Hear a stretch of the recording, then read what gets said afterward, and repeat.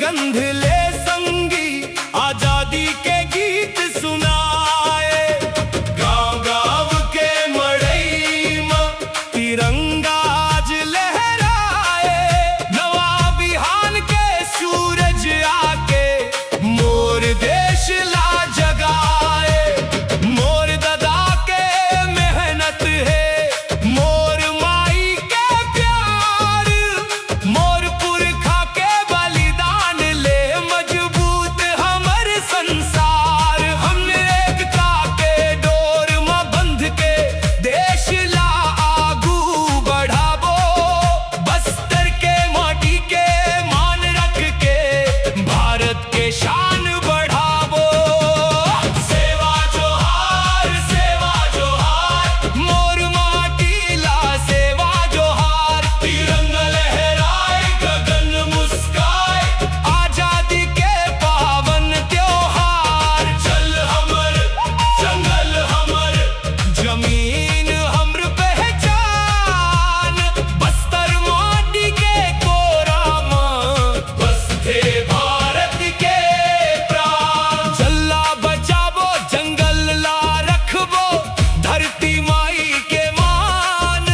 जमीन हमर जीवन दाई, यही हमर अभिमान।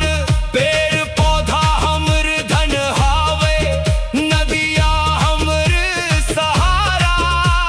माटी के हर कण कण मां बसते देश दुलारा। गोंड समाज के रीति रिवाज, हमर संस्कृति महान। मांदर बाजे, मोहरी बाजे, गूंजे भारत के गान। नाचा गीत के रंग में रंग के, मन में भरबो प्यार। भाईचारा ले हाथ मिला के, बनाबो देश महान।